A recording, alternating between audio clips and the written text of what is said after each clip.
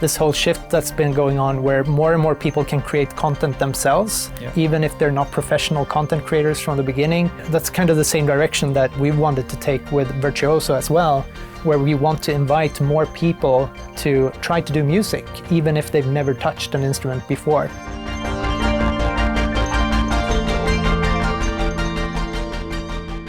Yes, we have this course. It's called Innovation in Music. And then today I thought it was a good opportunity to talk about the future and like virtual reality and see what that could bring into music production. I was invited back here to the Royal College of Music to talk to the students at the music production class. And one thing that strikes me is that VR is still quite far from the mainstream, right? Just being in VR is a completely new experience. And some of the reactions that we got were mainly about just being able to be inside of the instruments, which is just completely wild to them. Like they've only been playing on keyboards, on pianos, on guitars, and suddenly they can like step into these instruments and play them from the inside.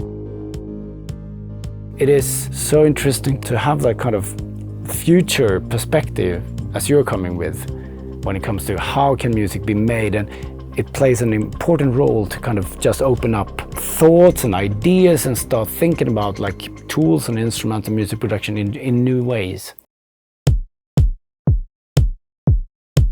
So when I started at the Royal College of Music all the way back in 2002, the music industry was really shifting away from these like big studio productions and into the bedrooms where people have their own setups, and we're starting to do more and more electronic music.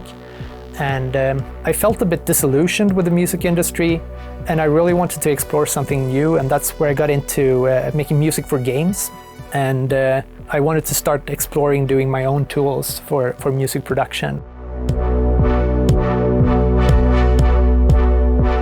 I wanted to be able to use the VR headset and especially the touch controllers to control sound inside of your digital audio workstation, to control synthesizers and samplers, stuff like that.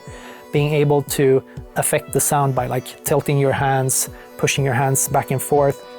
But then it sort of gradually morphed into an application of its own where you could do music inside of Virtuoso.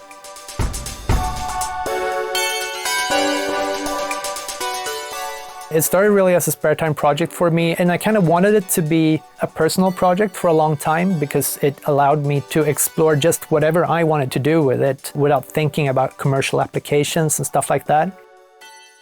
But when I showed it to some of my colleagues and to some other friends and noticed that even people who had never played music before, they could get into it and start doing things that were fun.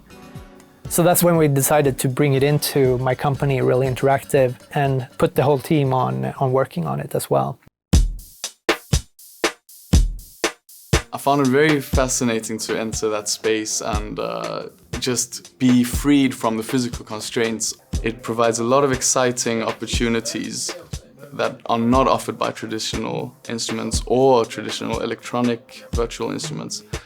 It was quite fascinating, the depth at which you could explore music in this space.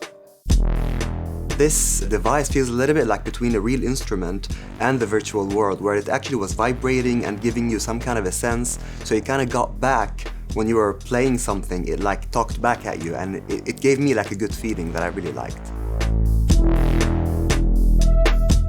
There's a lot of things there that I think virtual reality kind of unlocks.